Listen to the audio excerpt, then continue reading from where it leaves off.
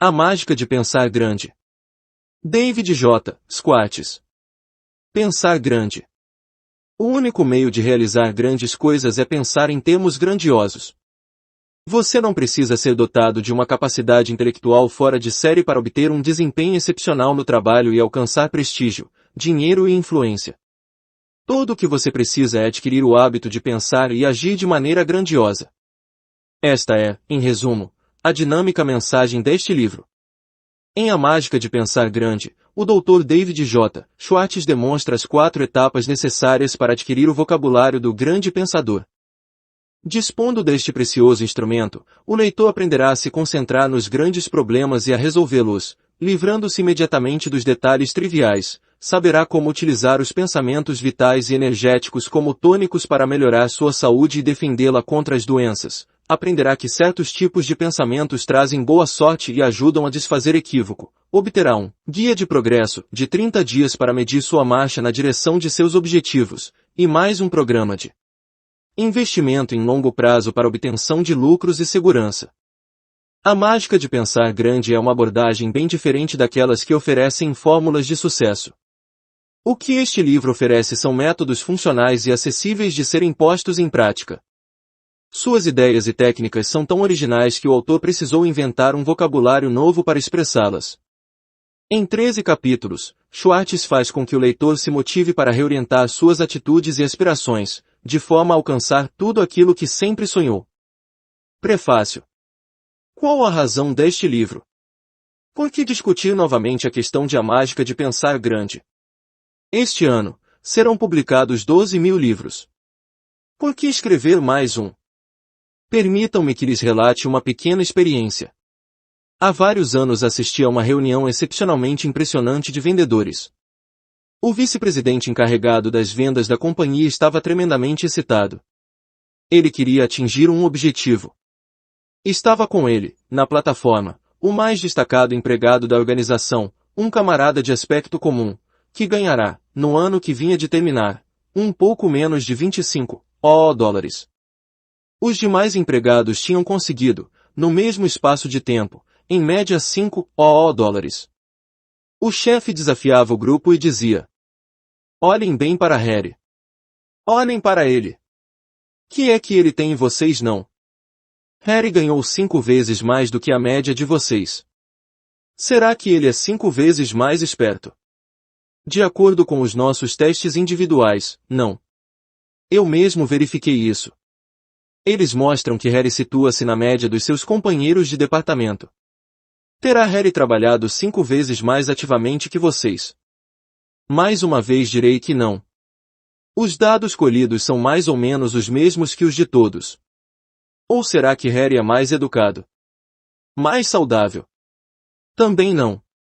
Harry é tão médio quanto médio pode ser um indivíduo, exceto numa coisa. A diferença entre Harry e vocês, continuou o vice-presidente, a diferença é que Harry pensou 5 vezes mais positivamente.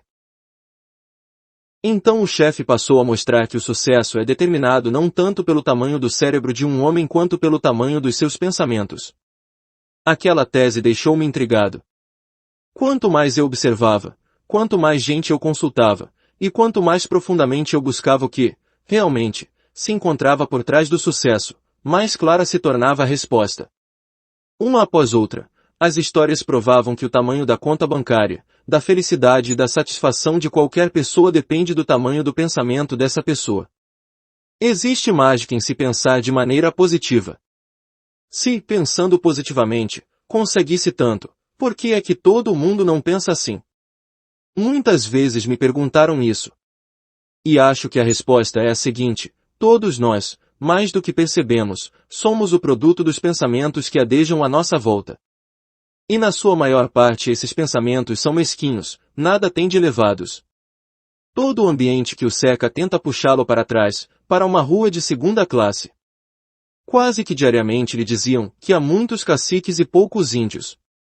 Em outras palavras, que não existem mais as oportunidades de direção, que há um excesso de chefes e que, portanto, você deve se contentar com uma posição humilde. No entanto, a ideia do excesso de chefes simplesmente não corresponde à realidade. Os líderes de todas as atividades lhe dirão, conforme disseram a mim, que a dificuldade está na existência de muitos índios e um número insuficiente de caciques. Este ambiente insignificantemente pequeno também lhe diz outras coisas tais como, o que tem de ser será, e que você não pode controlar o seu destino nem a sorte. Portanto, o que você tem a fazer é esquecer os sonhos, deixar de pensar numa casa melhor, num melhor colégio para os filhos, numa vida melhor. Resigne-se, deite-se e aguarde a morte. E quem já não ouviu dizer que o sucesso não vale o seu preço, como se você tivesse de vender a alma, a vida da família, a sua consciência e todas as suas virtudes para subir? Contudo, na verdade, o sucesso não exige preço. Cada passo para frente paga o seu dividendo. E o ambiente lhe dirá também que é muito grande a luta pelos bons lugares na vida. Mas será mesmo? Um chefe de seleção de pessoal disse-me que recebe, por ano, de 50 a 250 vezes mais solicitações para empregos de $4.000 do que para posições de $20.000 anuais. Isso significa dizer que há, pelo menos, 50 vezes mais concorrência para empregos na rua de segunda classe do que na avenida de primeira. A avenida de primeira classe, nos Estados Unidos, é uma rua pequena e de pouco movimento. Há inúmeras vagas aguardando gente que, como você, tem audácia de pensar positivamente. Os princípios e conceitos básicos em que se apoia a mágica de pensar grande têm suas origens na mais alta linhagem dos melhores e maiores cérebros que já existiram no planeta Terra. Cérebros como o do profeta David, que escreveu, cada qual é conforme pensa com fervor, cérebros como Jim Mason, que disse, os grandes homens são os que fazem com que os pensamentos governem o mundo, como o de Milton, que escreveu no Paraíso Perdido, o cérebro é o seu próprio lugar e pode, dentro dele, fazer do céu um inferno, ou do inferno um céu. Cérebros espantosamente perceptíveis, como o de Shakespeare, que observou, nada existe de bom ou de mal, senão os pensamentos que fazem as coisas assim parecerem. Mas onde a prova? Como sabemos que os grandes pensadores tinham razão? Belas perguntas. A prova nos vem dos eleitos que, vivendo em torno de nós, alcançaram o sucesso, a felicidade e realizaram coisas, mostrando que o pensamento positivo opera verdadeiras mágicas. O fato de estar você lendo essas páginas prova que está interessado em ser bem-sucedido. Você deseja desfrutar de um melhor padrão de vida, que ela lhe dê todas as coisas boas que você merece. Interessar-se pelo sucesso é uma qualidade maravilhosa. E você possui outra admirável virtude. O fato de estar com este livro nas mãos mostra que você tem inteligência para procurar os instrumentos que o ajudarão a ir para onde deseja. Para construir qualquer coisa, automóveis, pontes, mísseis, precisamos de ferramentas. Muita gente que tenta construir uma vida melhor esquece de que há ferramentas capazes de ajudá-la. Você não. Portanto, você dispõe das duas qualidades básicas para conseguir um lucro real deste livro. O desejo de obter mais sucesso e a inteligência para escolher a ferramenta que vai ajudá-lo a atingir esse objetivo. Pense positivamente e viverá melhor. Será mais feliz, realizará mais coisas, terá um maior rendimento, mais amigos e será mais respeitado. Como promessa isso já é o bastante. Comece agora mesmo, a descobrir como fazer seus pensamentos operarem mágicas em seu benefício. Comece com esse pensamento do grande filósofo Disraeli, a vida é curta demais para ser pequena. O que este livro fará por você? Em cada capítulo deste livro você encontrará dezenas de ideias firmes, práticas, técnicas e princípios que lhe possibilitarão dominar o tremendo poder do pensamento positivo, de modo a lhe proporcionar o sucesso, a felicidade e a satisfação que você tanto deseja. Cada técnica é ilustrada com uma história da vida real.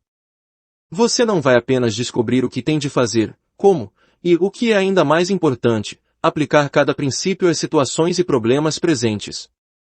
Eis, pois, o que este livro fará maravilhas por você, ele lhe mostrará como você poderá lançar-se ao sucesso com a força da convicção. Alcançar o sucesso acreditando nele. Combater a descrença e a força negativa por ela criada. Obter grandes resultados acreditando na sua capacidade. Obrigar o seu cérebro a produzir pensamentos positivos. Desenvolver a força da crença. Planejar um programa concreto para a obtenção do sucesso. Vacinar-se contra a desculpite, a doença do insucesso. Desvendar o segredo que se oculta na sua atitude para com a saúde. Dar os 4 passos positivos para acabar com a desculpa da saúde. Descobrir por que a força do pensamento é mais importante do que a inteligência. Usar o cérebro para pensar, e não apenas como um depósito de fatos. Dominar 3 maneiras simples de curar a desculpa da falta de inteligência. Sobrepujar o problema da idade, deixando de ser jovem ou velho demais. Libertar-se da desculpada falta de sorte e atrair boa sorte. Usar a técnica da ação para curar o medo e adquirir confiança. Orientar sua memória no sentido de aumentar o seu estoque de confiança. Dominar o medo que lhe causam outras pessoas. Aumentar a autoconfiança satisfazendo sua própria consciência. Pensar confiantemente, agindo confiantemente. Aprender a dar os 5 passos positivos para adquirir confiança e destruir o medo. Descobrir que o sucesso será medido pela grandeza do seu pensamento. Medir a sua verdadeira capacidade descobrindo as suas possibilidades. Pensar com a força que você realmente tem. Desenvolver o vocabulário do pensador positivo com esses 4 passos específicos. Pensar positivamente com vistas ao que pode ser feito no futuro. Valorizar as coisas, as pessoas e você mesmo. Como aplicar o pensamento positivo ao seu trabalho. Desprezar as trivialidades e concentrar-se no que é importante. Fazer uma prova consigo mesmo vendo como o seu pensamento é realmente positivo. Usar pensamento criador para encontrar novas e melhores maneiras de fazer as coisas. Desenvolver a força criadora acreditando que ela pode ser desenvolvida. Combater o tradicional pensamento congelador do espírito. Realizar mais e melhor, valendo-se da sua força criadora. Usar as 3 chaves do fortalecimento da capacidade criadora abrindo-lhe os ouvidos e o cérebro. Ampliar o seu pensamento e estimular o cérebro.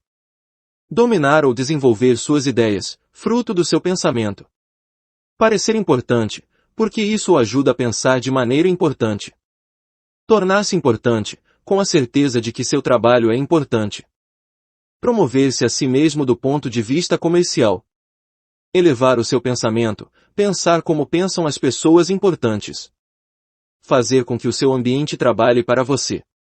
Impedir que gente mesquinha o impeça de caminhar para frente. Dirigir o seu ambiente de trabalho. Obter bastantes luzes psicológicas durante as horas de lazer. Afastar do seu ambiente os pensamentos nocivos. Colocar-se em primeiro lugar em tudo o que você fizer. Desenvolver as atitudes que o ajudarão a conseguir o que deseja. Tornar-se ativo, tornar-se entusiasta. Cultivar a atitude de quem é importante. Fazer mais dinheiro adotando a atitude de, em primeiro lugar, servir bem. Conseguir o apoio dos outros pensando bem deles. Tornar-se mais igual fazendo-se mais fácil de levar. Tomar a iniciativa em fazer amizades. Dominar a técnica de somente pensar bem das outras pessoas. Fazer amigos sendo generoso na conversação. Pensar positivamente, mesmo quando você perde ou sofre um revés. Habituar-se a agir, você não precisa esperar até que as condições estejam perfeitas. Preparar sua mente para pôr suas ideias em ação. Agir para curar o medo e adquirir confiança. Descobrir o segredo de ação da mente. Capitalizar na palavra mágica agora. Fortalecer-se adquirindo o hábito de falar. Desenvolver a iniciativa, tipo especial de ação. Descobrir que a derrota nada mais é do que um estado de espírito. Salvar alguma coisa de cada revés. Utilizar a força da autocrítica construtiva. Alcançar resultados positivos através da persistência e da experiência. Afastar o desencorajamento vendo o lado bom de cada situação. Ter a certeza do que você quer atingir na vida. Utilizar um plano para construir o seu objetivo. Evitar as 5 armas assassinas do sucesso. Multiplicar suas energias com o estabelecimento de metas definitivas. Estabelecer objetivos que o ajudem a realizar as coisas e a viver mais. Alcançar seus objetivos com um plano de aperfeiçoamento de 30 dias. Investir em si mesmo para ter lucros no futuro. Aprender as 4 regras da liderança. Desenvolver sua força de pensar conforme as pessoas que deseja. Influenciar por em ação a técnica de ser humano. Pensar e acreditar no progresso e fazer por onde progredir. Verificar se você é um pensador progressista e extrair o máximo de força do seu pensamento. Utilizar o poder do pensamento positivo nas mais críticas situações da vida. A mágica de pensar grande. Creia no sucesso e terá êxito. O sucesso significa muitas coisas maravilhosas, muitas coisas positivas. Sucesso significa prosperidade pessoal, uma bela casa, férias, viagens, novidades, segurança financeira. Significa dar aos filhos o máximo de vantagens. O sucesso representa conquistar a admiração, a liderança, ser olhado com respeito por todos, no escritório e na sociedade. Sucesso significa liberdade, libertar-se dos aborrecimentos, dos temores, das frustrações e do fracasso. O sucesso significa respeitar-se a si próprio, encontrando mais felicidade e satisfação na vida, e ser capaz de fazer mais pelos que dependem de você. Sucesso significa vencer. Obter o sucesso, realizar-se, é o objetivo da vida. Todo ser humano deseja sucesso. Todo mundo deseja o melhor que a vida tem para dar. Ninguém tem inveja dos que vivem rastejando na mediocridade. Ninguém gosta de se sentir inferior ou de ser forçado a sê-lo. Na passagem bíblica que diz que a fé pode mover montanhas, encontramos um dos meios mais práticos e sábios para alcançar o sucesso. Acredite realmente, que você é capaz de mover uma montanha e você o conseguirá. Não há muitas pessoas que se acreditem capazes de mover montanhas. Por isso não há muita gente que o consiga fazer. É possível que você já tenha ouvido alguém dizer algo parecido com: é absurdo imaginar que você possa mover uma montanha apenas pelo fato de dizer: montanha, move-te. É simplesmente impossível. As pessoas que dizem isso fazem confusão entre acreditar e pensar com sabedoria. É lógico que você não pode mover uma montanha com o simples fato de desejar ou ter vontade de fazê-lo. Tampouco pode ocupar um cargo de chefia simplesmente porque deseja. Ou conseguir uma casa de 5 quartos e 3 banheiros. Ou aumentar seus rendimentos. Você não pode alcançar uma posição de liderança só porque deseja. Mas você pode mover uma montanha se acreditar capaz de movê-la. Você pode alcançar o sucesso acreditando-se capaz de ser bem-sucedido. Nada de mágico ou místico no poder da crença. A crença age da seguinte maneira. Acredite que a atitude de "eu sou positivo, eu sou capaz" gera o poder, a habilidade e a energia necessária para realizar qualquer coisa. Quando você crê que pode realizar algo, surge um modo de como realizá-lo. Diariamente, em todo o país, há jovens que começam a trabalhar em novos empregos. Cada um deles deseja, um dia, alcançar o sucesso que acompanha a ascensão aos postos mais altos. Acontece, porém, que a maioria desses jovens não se acredita capaz de chegar ao alto. E não chegam. Acreditando que é impossível subir, eles não encontram os degraus que os levarão até lá em cima. Procedem conforme a média das pessoas. Um pequeno número, contudo, acredita realmente que obterá o sucesso e se lança ao trabalho com a atitude de "eu vou subir". E, apoiados nesta crença, alcançam o cimo. Acreditando que será bem-sucedida, e nada há de impossível nisso, essa gente estuda e observa o comportamento dos chefes mais antigos. Aprendem como as pessoas bem-sucedidas atacam os problemas e tomam decisões. A pessoa que se acredita capaz de realizar sempre acha como realizar. Há 2 anos, um jovem conhecido meu resolveu montar uma agência para vender trailers. Muita gente lhe disse que ele não devia, que não seria capaz de montá-la. Suas economias não chegavam a $3.000, e advertiram-no de que o capital necessário para um tal negócio era de muitas vezes aquela quantia. Já pensou na concorrência?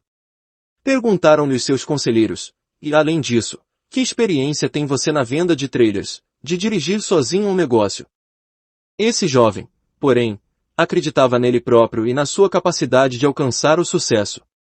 Prontamente admitiu que lhe faltava capital, que a concorrência era grande, e que não tinha experiência. Mas ponderou ele tudo indica que a indústria de trailers tende a expandir-se.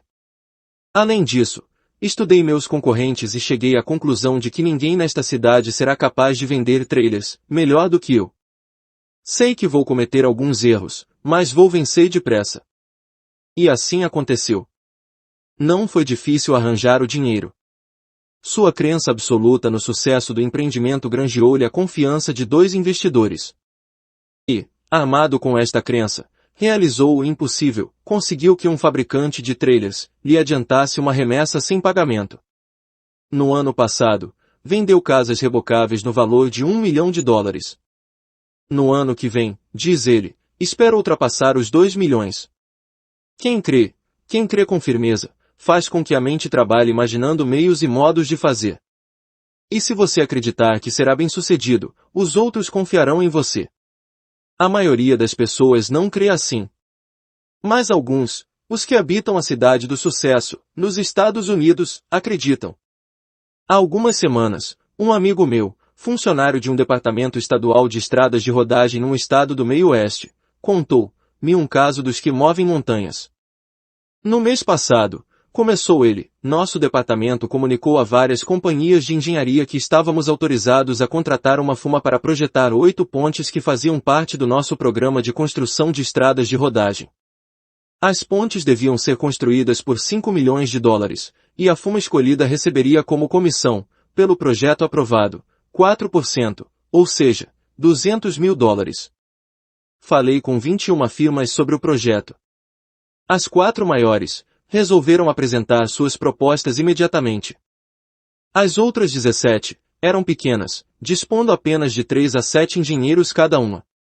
16 delas ficaram assustadas com o tamanho da obra. Examinaram o projeto, sacudiram a cabeça e disseram, é grande demais para nós. Gostaríamos de executá-lo, mas nem adianta experimentar. No entanto, uma dessas pequenas companhias, que só tinha 3 engenheiros, estudou os planos e respondeu, podemos executar o projeto. Vamos apresentar uma proposta. Apresentou-a e ganhou o contrato. Aqueles que se acreditam capazes de mover montanhas fazem-no. Os que procedem de modo contrário não o conseguem. A crença desencadeia a força para realizar. Atualmente, nos tempos modernos, a crença está realizando coisas muito mais importantes do que mover montanhas. O elemento mais essencial, na verdade o elemento essencial em nossas explorações espaciais, hoje, é a crença de que o espaço pode ser dominado. Sem uma crença firme, inabalável, de que o homem podia viajar no espaço, nossos cientistas não teriam tido a coragem, o interesse e o entusiasmo para levarem avante seus projetos. A crença que o câncer pode ser curado acabará por conseguir a sua cura. Atualmente, fala-se em se construir um túnel sob o Canal da Mancha para unir a Inglaterra ao continente. A construção deste túnel depende de se os responsáveis por ela acreditam ou não na possibilidade de sua realização. A crença nos grandes resultados é a força motora, a força que se acha por trás de todos os grandes livros, dos grandes dramas e das grandes descobertas científicas. A crença no sucesso está atrás de todos os negócios prósperos e das organizações políticas e eclesiásticas. A crença no sucesso é o ingrediente básico, absolutamente essencial para todo aquele que se realiza. Acredite realmente que vai vencer, e você vencerá. Há anos que venho conversando com gente que falhou nos negócios e em várias carreiras. Tenho ouvido uma série de razões e desculpas como explicação dos insucessos. E, à medida que vamos conversando, surge algo especialmente significante. Como que por acaso, são feitas observações assim, para falar a verdade, eu não acreditava que desse resultado, ou bem que eu tinha um pressentimento, antes mesmo de iniciar, ou ainda para mim, não foi surpresa que não tivesse dado certo. Assumir a atitude de quem diz, muito bem, vou tentar, mas não creio que dê certo, traz o insucesso. A descrença é uma força negativa. Quando a mente não acredita, ou duvida, atrai razões para apoiar a descrença. A dúvida, a descrença, a vontade subconsciente de falhar, de não desejar realmente ser bem-sucedido são responsáveis pela maior parte dos fracassos. Duvide e você falhará. Pense na vitória e alcançará o sucesso. Recentemente, uma jovem escritora conversou comigo a respeito de suas ambições literárias. Veio à baila o nome de um dos mais afamados escritores da sua área, que era da ficção. Oh! Dizia ela, X é um grande escritor, e claro que não posso obter o mesmo sucesso que ele. Fiquei muito desapontado com sua atitude, pois eu conhecia o escritor que ela mencionara e sabia que não era super inteligente, super compreensível, nem super mais nada, a não ser, isso sim, super confiante, acreditando que se acha entre os melhores e, portanto, agindo como tal e realizando o melhor. É bom respeitar o líder, aprender com ele, observá-lo e estudá-lo. Não, porém, adorá-lo. Acredite que você é capaz de ultrapassá-lo, de ir mais além. Os que assumem uma atitude secundária ficam invariavelmente em segundo lugar. Encare o fato do seguinte modo. A crença é o termostato que regula o que realizamos na vida. Escute o indivíduo que se arrasta na mediocridade. Ele acredita que vale pouco, portanto recebe pouco. Acredita-se incapaz de realizar grandes coisas, e não as realiza. Julga-se insignificante, daí, tudo o que ele faz trazer a marca da insignificância. À medida que o tempo passa, a falta de crença em si mesmo evidencia-se na maneira como fala, anda e age. E, a menos que ajuste o seu termostato para diante, irá diminuindo cada vez mais na sua própria autoestima. E, como os outros veem em nós o que nós mesmos vemos, ele se amesquinha na estima dos que o cercam. Agora veja as coisas da maneira de uma pessoa que está avançando. Ela acredita que vale muito e recebe muito. Crê que pode realizar tarefas grandes e difíceis, e as realiza. Tudo o que ela faz, o modo por que se comporta para com os outros, seu caráter, seus pensamentos, seus pontos de vista, tudo isso diz, eis um profissional, eis uma pessoa importante. Cada pessoa é o produto de seus próprios pensamentos. Pense positivamente. Ajuste o seu termostato para frente. Lance-se à ofensiva do sucesso com a crença sincera e honesta de que será bem-sucedido. Tenha uma crença positiva e cresça. Há alguns anos, após haver me dirigido a um grupo de homens de negócios, em Detroit, conversei com um cavalheiro que se aproximou de mim, apresentou-se e disse: Apreciei muito a sua palestra. Poderia o senhor conceder-me alguns minutos? Gostaria muito de discutir com o senhor um caso pessoal. Em poucos minutos achávamos-nos confortavelmente sentados num café, à espera de uns refrescos. Tenho uma experiência pessoal, começou ele, que se adapta perfeitamente ao que o senhor disse esta noite a respeito de fazermos a mente trabalhar a nosso favor, em vez de contra nós. Nunca disse a ninguém como consegui sair do mundo da mediocridade, mas gostaria de lhe contar isso. E eu, mais ainda de ouvir, respondi. Bem, há 5 anos andava eu morejando com outro camarada no comércio de tintas e ferragens. Vivia decentemente, de acordo com os padrões médios, longe porém do ideal. Nossa casa era muito pequena e não havia dinheiro para muita coisa que desejávamos. Minha esposa, abençoada seja, não se queixava muito, mas tudo nela transparecia mais resignação à sua sorte do que felicidade. Intimamente eu estava cada vez mais insatisfeito. Martirizava-me sentir que eu estava falhando a minha boa esposa e a meus 2 filhos. No entanto, hoje, as coisas são completamente diversas, continuou ele. Hoje, possuímos uma bela casa nova num terreno de 2 acres e uma casa de campo a algumas centenas de quilômetros ao norte daqui. Não há mais preocupações sobre se podemos enviar os meninos para um bom colégio, e minha mulher não experimenta mais sentimentos de culpa toda vez que gasta dinheiro na compra de roupas novas. No verão que vem, toda a família vai viajar de avião para a Europa, onde passaremos um mês de férias. Estamos realmente vivendo. E como aconteceu tudo isso? Perguntei. Aconteceu, continuou ele, quando, empregando a mesma frase que o senhor usou esta noite, eu dominei o poder de crer. Há exatamente 5 anos tive conhecimento de um negócio com uma companhia de tintas e ferragens, aqui em Detroit. Nesta ocasião, morávamos em Cleveland. Decidi verificar, na esperança de ganhar um pouco mais de dinheiro. Cheguei aqui numa tarde de domingo, mas a entrevista só devia realizar-se na segunda-feira. Após o jantar, sentei-se no meu quarto, no hotel, e, por alguma razão, senti-me desgostoso comigo mesmo. Por que? Perguntei a mim mesmo. Eu nada mais sou do que um indivíduo falido da classe média. Por que vou tentar obter um negócio que representa um progresso tão pequeno? Até hoje, não sei o que me impeliu a fazê-lo, mas arranquei uma folha do bloco do hotel e nela escrevi os nomes de 5 pessoas que eu conhecia muito bem há vários anos e que me haviam excedido de longe, quer no poder de ganhar dinheiro, quer no de arranjar empregos de responsabilidade. 2 eram antigos vizinhos que se haviam mudado para belas residências. 2 outras, camaradas para quem eu havia trabalhado, e a quinta, um cunhado. Em seguida, continuo sem saber o que me forçou a isso, perguntei-me o que tinham os meus 5 amigos, e que eu não tenho, além de melhores empregos. Comparei a sua inteligência com a minha, honestamente, não vi em que fossem eles, melhores do que eu. Tampouco, na verdade, podia dizer que, tivessem tido melhor educação, ou que fossem melhores em integridade e hábitos pessoais. Finalmente, cheguei ao exame de outra qualidade do sucesso de que tanto se ouve falar, a iniciativa. Aqui, embora contrariado, fui obrigado a admiti-lo. Neste ponto meu relatório mostrava que me encontrava muito abaixo dos meus amigos que haviam sido bem-sucedidos. Eram cerca de 3 horas da madrugada, mas, eu tinha o cérebro espantosamente claro. Via pela primeira vez, onde estava o meu ponto fraco. Eu descobri que havia me atrasado.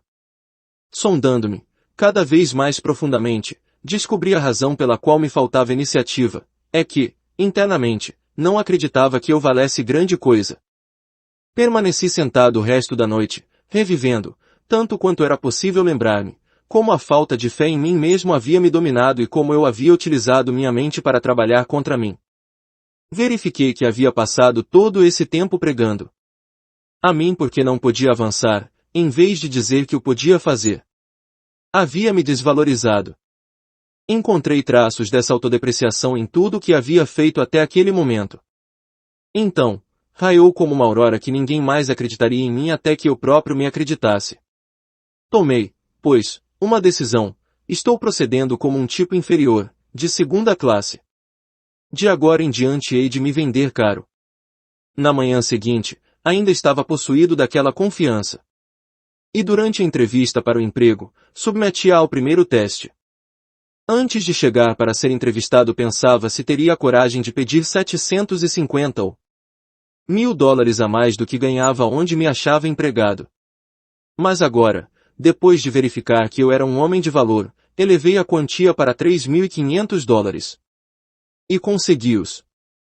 Consegui vender-me assim porque depois de uma longa noite de análise descobri, em mim, coisas que me tornavam muito mais vendável.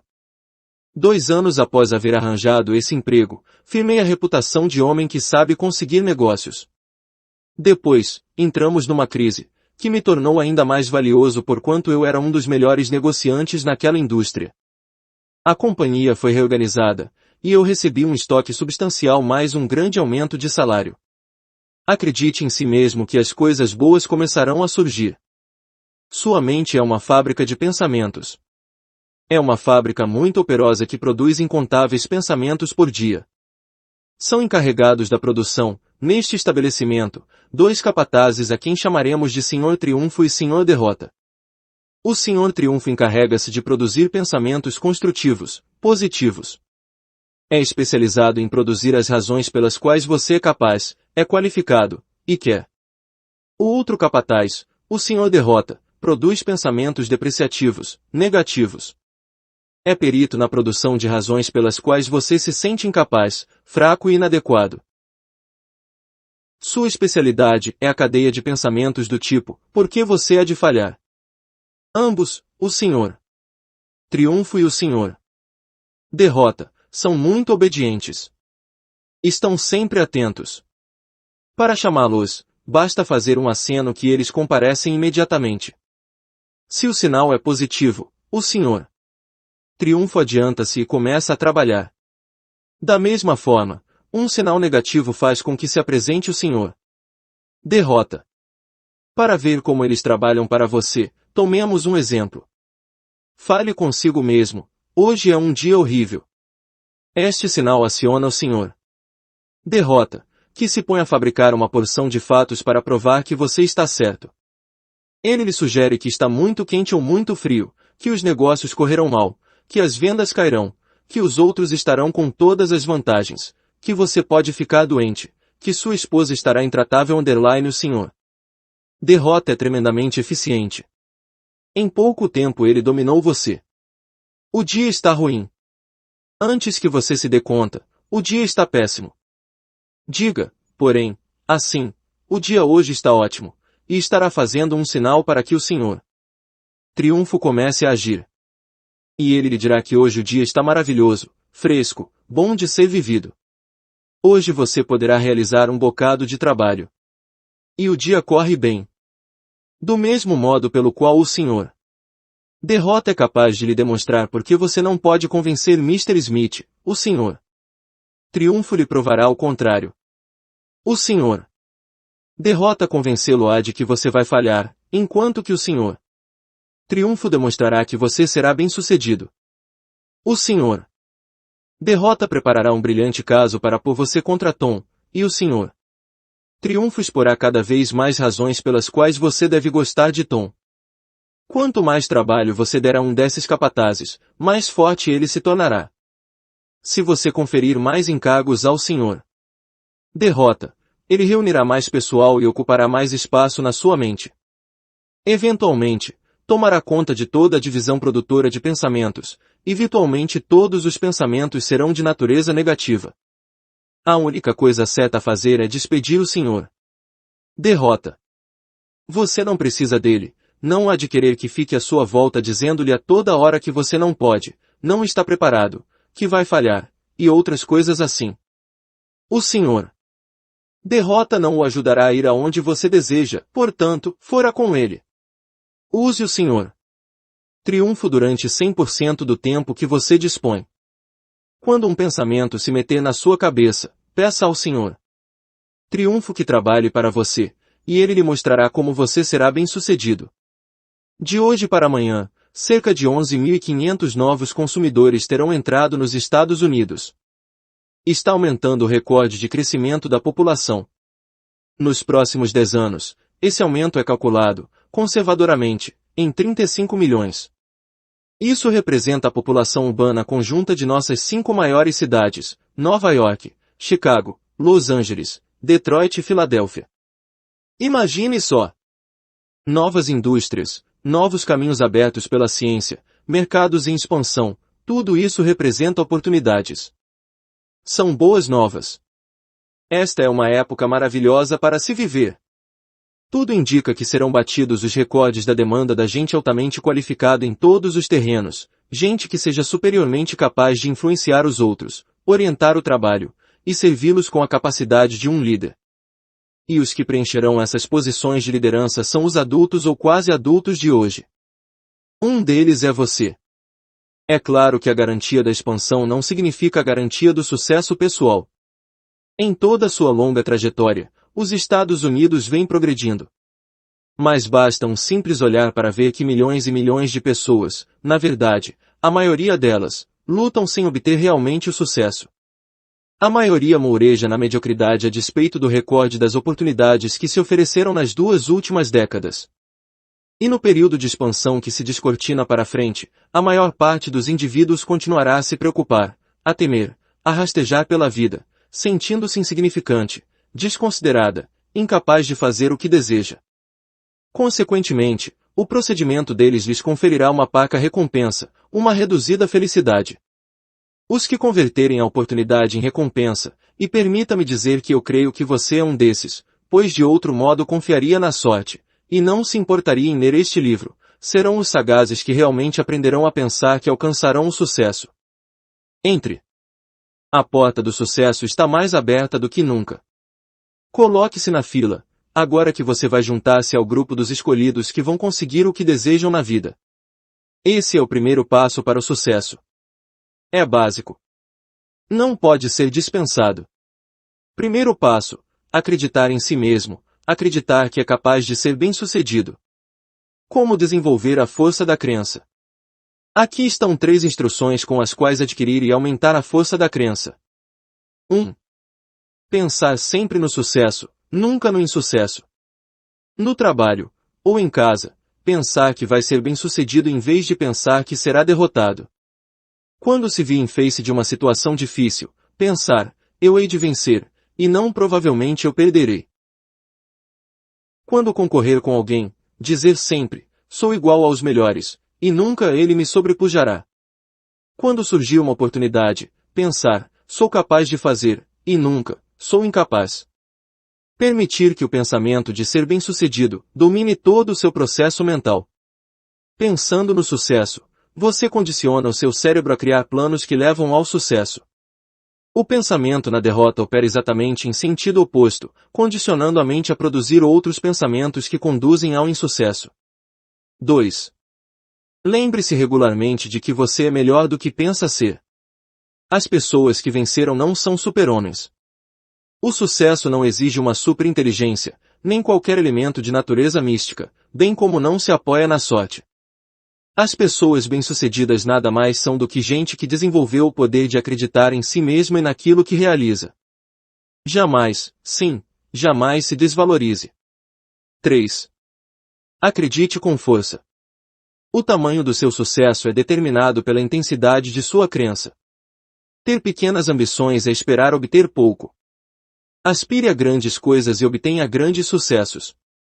E lembre-se também de uma coisa: as grandes ideias e os grandes planos são muitas vezes mais fáceis, e certamente não mais difíceis, do que os pequenos. Mr. Ralph J. Koidner, presidente do Conselho da General Electric Company, assim se pronunciou numa conferência sobre a liderança. Precisamos que todos os que aspiram à liderança por si e por sua companhia, tomem a determinação de empreender um programa pessoal de autodesenvolvimento.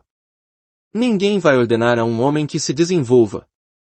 Ficar um homem para trás, ou avançar, em terreno de sua capacidade, é questão que apenas dele depende, é algo que exige tempo, trabalho e sacrifício. Ninguém pode fazê-lo por você. O conselho de Mr. Koidner é correto e prático. Siga-o. As pessoas que alcançam os mais altos degraus na direção dos negócios, sejam no que respeita a vendas, engenharia, obras religiosas, literatura, ação e todos os outros terrenos, conseguem-no por seguirem consciente e continuamente um plano de autodesenvolvimento e crescimento. Qualquer programa de treinamento, e este livro são justamente isso, deve realizar 3 coisas. Deve fornecer conteúdo, ou seja, o que fazer. Em segundo lugar, apresentar um método, ou como fazer e, em terceiro, enfrentar a prova mais séria, ou seja, obter resultados. O que do seu programa de treinamento pessoal de sucesso apoia-se nas atitudes e técnicas empregadas pelas pessoas bem-sucedidas? Como procedem elas? Como vencem os obstáculos? De que modos adquirem o respeito dos outros? Que as situa à parte da gente comum? Como pensam? Como do seu plano de desenvolvimento e crescimento é uma série de conselhos concretos quanto à maneira de agir. Serão encontrados em todos os capítulos. Orientará o seu trabalho. Aplique-os e verifique por si mesmo. E que dizer da parte mais importante do treinamento, os resultados? Considerado em conjunto, a conscienciosa aplicação do programa aqui apresentado trará-lhe ao sucesso, de maneira que agora talvez pareça impossível. Parcialmente, segundo os seus componentes, ele lhe conferirá uma série de recompensas tais como, maior respeito por parte de sua família, a admiração de seus amigos e sócios, a convicção de se sentir útil, de ser alguém, de ter umas posições definidas, de obter mais dinheiro e um melhor padrão de vida. O treinamento será auto-executado. Não haverá ninguém lhe sussurrando aos ouvidos o que fazer e como fazer. Este livro será o seu guia, mas somente você será capaz de se entender. Somente você poderá obrigar-se a seguir esse treinamento. Somente você será capaz de se corrigir quando achar que não o está seguindo adequadamente. Em suma, você vai treinar-se a obter sucessos cada vez maiores. Você já possui um laboratório completamente equipado no qual pode trabalhar e estudar. Este laboratório é tudo o que existe à sua volta. Consiste de seres humanos, e fornecer-lhe-á todos os exemplos possíveis das ações do homem. E não há limite para o que você poderá aprender, uma vez que se veja como cientista em seu próprio laboratório. E há mais ainda, você não precisa comprar nada, nem pagar coisa alguma. Não há taxas, e você poderá usar livremente o laboratório pelo tempo que desejar. Como diretor do seu próprio laboratório, você desejará fazer o que todo cientista faz, observar e experimentar. Você não acha surpreendente que a maioria das pessoas entenda tão pouco o modo de proceder dos outros embora esteja cercada de gente durante toda a sua vida? É que essa maioria não consiste de observadores experimentados. Um objetivo importante deste livro consiste em ajudá-lo a treinar a observação e a penetrar profundamente as ações humanas. Você desejará saber por que João causa tanto sucesso enquanto que Tom passa apenas despercebido. Por que certas pessoas têm tantos amigos e outras tão poucos, porque há gente que aceita de bom grado o que uma pessoa lhe diz, ao passo que ignora outra que lhe diz a mesma coisa. Uma vez treinado, você receberá valiosos ensinamentos através apenas do simples processo da observação. Eis aqui 2 sugestões que o auxiliarão a tornar-se um experimentado observador. Escolha para um estudo especial as 2 pessoas mais bem-sucedidas e as 2 mais fracassadas que você conhece. Depois, à medida que o livro for progredindo, observe quão de perto seu amigo próspero segue os princípios do sucesso. Repare também como o estudo dos 2 extremos o ajudará a verificar a sabedoria que existe em seguir as verdades delineadas neste livro. Cada contato que você mantiver com outra pessoa lhe fornecerá uma oportunidade para ver o desenvolvimento dos princípios do sucesso em ação. O seu objetivo é tornar rotineiras as ações que conduzem ao sucesso. Quanto mais praticarmos, mais cedo se tornará uma segunda natureza agirmos do modo que desejamos. Quase todos nós temos amigos que cultivam coisas como hobby. E já os ouvimos dizerem algo assim: é formidável ver aquelas plantas crescerem. Observe como respondem ao alimento e à água. Veja como estão, hoje, muito maiores do que na semana passada. Realmente, é emocionante observar o que pode acontecer quando os homens colaboram cuidadosamente com a natureza. É porém 10 vezes mais fascinante observarmos como respondemos ao nosso próprio programa de orientação dos pensamentos, por nós mesmos cuidadosamente administrado. É engraçado sentir-se cada vez mais confiante, mais efetivo, mais próspero, dia a dia, mês a mês. Nada, absolutamente nada, lhe causará maior satisfação na vida do que saber que você se encontra na estrada do sucesso e da realização. E nada representa desafio maior do que arrancar o máximo de você. Neste livro são feitos todos os esforços para apresentar, de maneira clara e simples, os princípios da realização agora, 3 conselhos que o ajudarão a obter o máximo rendimento desta obra. 1. Leia o livro todo o mais breve possível, não, porém, demasiadamente depressa. Sature-se de cada ideia e de cada princípio até ver de que maneira ele se aplica exatamente a você. 2. Em seguida passe uma semana estudando de fato, cada capítulo. Um excelente plano consiste em anotar num cartão o sumário do princípio focalizado, no fim de cada capítulo. Todas as manhãs, durante uma semana, diga para si mesmo: hoje vou aplicar esses princípios. Depois, leia-os em voz alta. Carregue o cartão com você, durante o dia, leia-o várias vezes. Depois, à noite, passe em revista os sucessos que você obteve com a aplicação de cada regra, e elabore soluções para proceder melhor ainda no dia seguinte. 3. Após despender uma semana com cada capítulo, releia o livro pelo menos uma vez por mês durante um ano. De cada vez que o ler, avalie o seu próprio rendimento. E esteja sempre pronto para aprimorar-se ainda mais. E, por favor, prometa que vai realizar o treinamento de acordo com o programa, um programa definido. Muita gente sente-se fisicamente aflita se perde uma refeição ou mistura os dias com as noites. Reserve, diariamente, uma hora certa para treinar nos princípios do sucesso. Fio-se da desculpite, a doença do fracasso. Gente, esse é o material que você tem de estudar quando se preparar para o sucesso. Terá que estudar as pessoas muito cuidadosamente para descobrir, e depois aplicar em sua vida, os processos cuja recompensa é o sucesso. E você desejará começar imediatamente. Aprofunde-se no estudo das pessoas e irá descobrir que as fracassadas sofrem de uma doença mortal no que respeita à elaboração dos pensamentos pela mente. E mais da metade dos indivíduos apresenta, pelo menos, uma forma suave desse mal que chamaremos de desculpite. Você descobrirá que a desculpite explica a diferença entre os que conseguem todas as posições e os que mal se aguentam na que têm. Verá que quanto mais bem-sucedido, menos é o indivíduo inclinado a desculpar-se. Mas o camarada que nada arranja, nem tem planos para arranjar coisa alguma, tem um livro cheio de razões para explicar o porquê desse fracasso. As pessoas que só realizam coisas medíocres estão sempre prontas para explicar por que não têm, não fazem, não são capazes e não se acham em melhor situação. Estude a vida das pessoas realizadas e descobrirá que poderiam ter apresentado, mas não o fizeram, todas as desculpas fornecidas pelos medíocres. Jamais encontrei alguém, ou ouvi falar de alguém que tenha vencido como um homem de negócios, militar, profissional liberal, ou que seja líder em qualquer terreno, que não tenha tido durante a vida a oportunidade de apresentar mais de uma desculpa importante. Roosevelt poderia ter se encolhido culpando suas pernas paralíticas, Truman, sua falta de educação ginasial, e Eisenhower, o seu ataque cardíaco. Como qualquer outra doença, a desculpite vai piorando se não for tratada adequadamente. Quem é vítima dessa doença da mente assim raciocina, não estou indo tão bem quanto deveria. Que álibi poderia apresentar para salvar as aparências? Vejamos, saúde má, falta de instrução, idade demais, mocidade demais, má sorte, infelicidade, a esposa, a educação que recebi de minha família. Uma vez que a vítima da doença do fracasso tem escolhido uma boa razão, apega-se a ela, e nela se apoia para explicar a si e os outros por que não progride. E de cada vez que a vítima apresenta a desculpa, essa se infiltra mais profundamente no seu subconsciente. Os pensamentos, positivos ou negativos, tornam-se mais fortes à medida que vão sendo adubados com a repetição constante.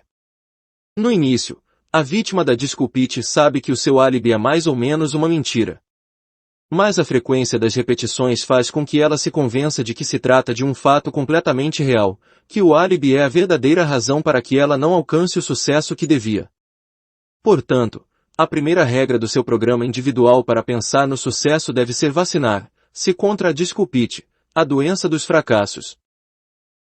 A desculpite manifesta-se por uma ampla variedade de formas, mas os piores tipos desta doença são a desculpa da saúde, da inteligência, da idade e da falta de sorte. E agora vejamos como podemos nos defender dessas 4 mazelas tão comuns. Os 4 tipos mais comuns da desculpite. 1. Mas minha saúde não está boa. A desculpa da saúde vai desde o tipo crônico do eu não me sinto bem, ao mais específico de tenho qualquer coisa que não está andando bem. A saúde má, sob 1000 formas diversas, é usada como desculpa para impedir que uma pessoa realize o que deseja, para evitar que assuma maiores responsabilidades, que ganhe mais dinheiro, e que alcance o sucesso. Milhões e milhões de pessoas sofrem da desculpa da saúde. Mas será, na maioria dos casos, uma desculpa legítima.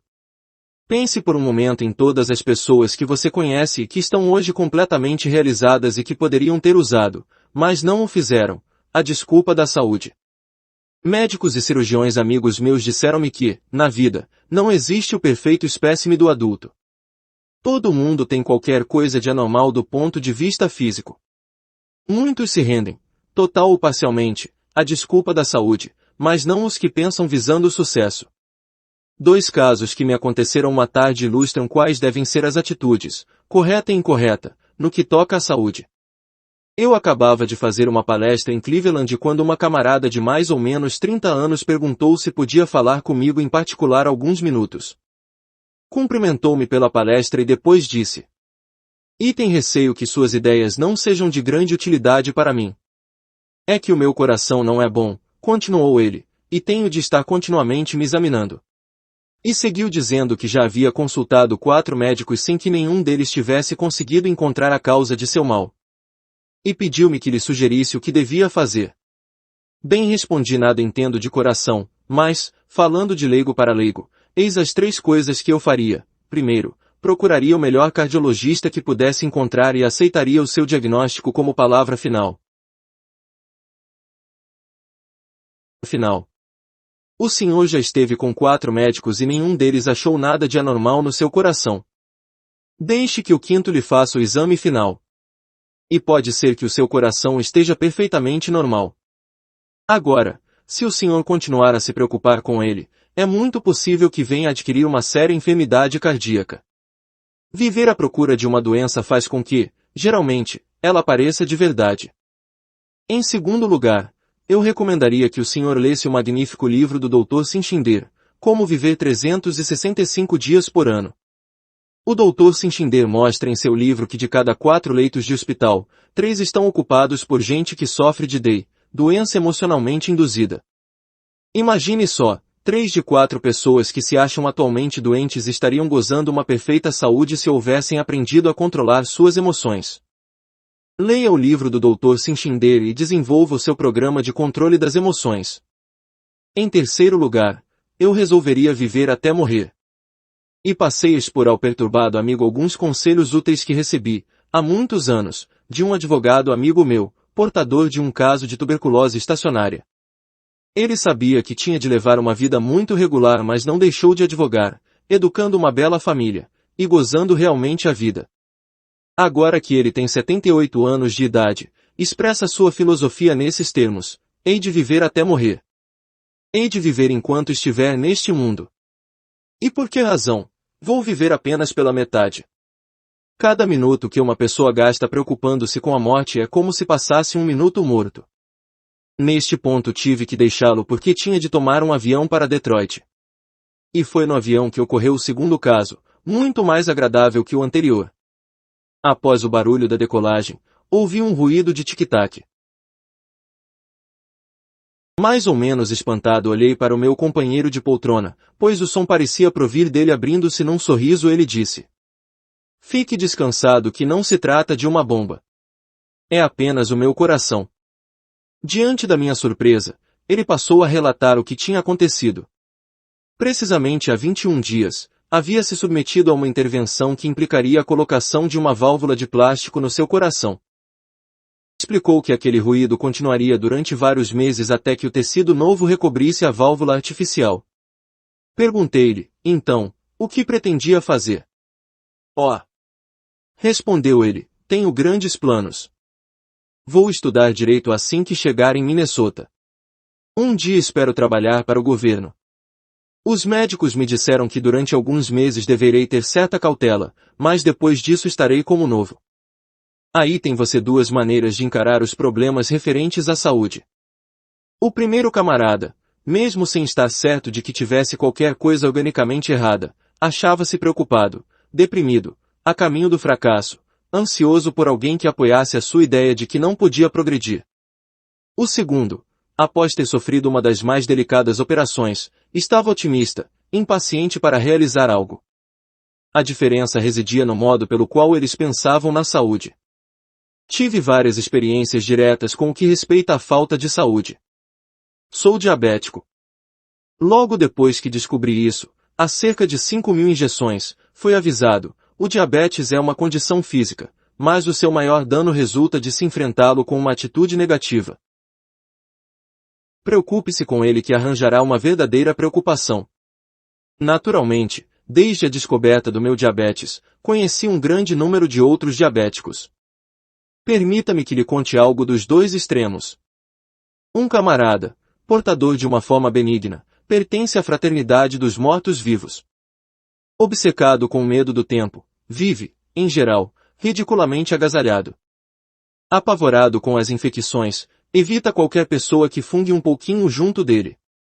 Com receio de se esforçar demais, nada faz, despendendo a maior parte de sua energia mental na preocupação do que possa acontecer. Vive, aborrecendo os outros, falando de quão horrível é o seu problema. Sua verdadeira doença não é o diabetes, ele é uma vítima da desculpite da saúde. Tem pena de si mesmo, considerando-se um inválido. O outro extremo é representado pelo gerente de divisão de uma grande companhia de publicidade.